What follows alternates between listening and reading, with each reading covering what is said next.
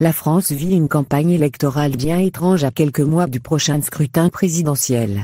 Le pays n'a jamais eu autant de candidats d'extrême droite, dont deux qui pourraient se retrouver au deuxième tour de la présidentielle. Les thèmes de débat reposent essentiellement sur la peur de l'étranger. Un poncif en France, qui, cette fois, prend des allures inquiétantes. France. Pourquoi Éric Zemmour déteste l'Algérie? En effet, les débats médiatico-politiques s'orientent systématiquement sur les thèmes de l'immigration, de l'islam et de l'identité, qu'il y ait un lien ou non avec le quotidien des Français.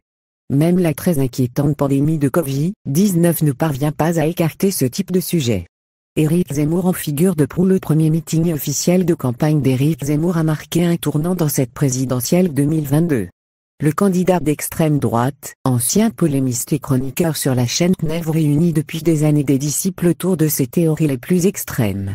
Arrêter totalement l'immigration, expulser les chômeurs étrangers, glorifier l'Algérie française, dévoiler les femmes musulmanes, les paroles d'Éric Zemmour sont une litanie de promesses d'exclusion et de punition, pour se rassurer que le problème de la France n'est finalement que l'autre, France. La diaspora algérienne, un levier politique pour la présidentielle. L'homme de médias, et désormais de politique, tente de convaincre par ses théories de grand remplacement des Français par les immigrés d'Afrique et du Maghreb. Avec ses promesses de retour à la grandeur de la France et de réserver les privilèges aux franco-français, il veut redonner de l'espoir à une France au bord de l'explosion sociale. C'est ainsi que le 5 décembre 2021, le candidat parvient à remplir une salle avec 13 000 partisans. Ce succès pour son entrée en politique a toutefois viré au cauchemar. Les tensions palpables dès le début du meeting se transforment rapidement en faits de violence physique. Des militants de sous-racisme se sont introduits dans le meeting pour dénoncer les pratiques d'Éric Zemmour, mais les partisans du candidat n'ont pas apprécié cette intervention. Les militants ont été secoués et frappés, on les a parfois vus sortir le visage en sang.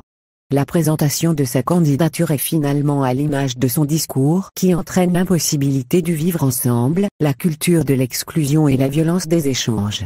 Certains partisans de Zemmour filmés en train de donner des coups ont été poursuivis par la justice. Mais pour le candidat, ces événements sont annexes et ont surtout été provoqués par les militants de sous-racisme, des intrus à son meeting, pourtant censé accueillir tous les Français.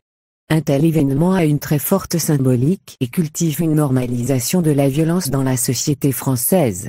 Les Algériens dans le viseur.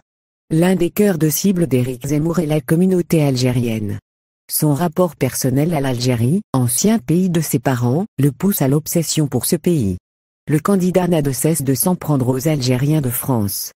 Pour ne pas laisser le candidat dominer ce terrain, d'autres candidats le suivent volontiers dans cette stratégie. Valérie Pécresse, Marine Le Pen, même à gauche, Arnaud Montebourg ont leur mot à dire sur l'immigration algérienne et sur l'écriture de l'histoire entre les deux pays.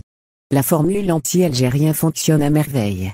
En analysant les données de requête sur le moteur de recherche Google, fourni par sa plateforme Tran, on découvre que le thème immigration observe des records durant les derniers mois. L'expression immigration algérienne en France, liée à Éric Zemmour, explose littéralement durant l'année 2021. Preuve que les paroles politiques sont consommées à outrance. La récente irruption d'Algériens sur les Champs-Élysées le soir de la victoire de l'équipe nationale d'Algérie en finale de la Coupe arabe a relancé la machine. Il est temps que l'acquisition automatique de la nationalité soit supprimée, s'est pressé de commenter Marine Le Pen au lendemain du défilé des Algériens. Ce sera la fin totale du droit du sol, promet-elle.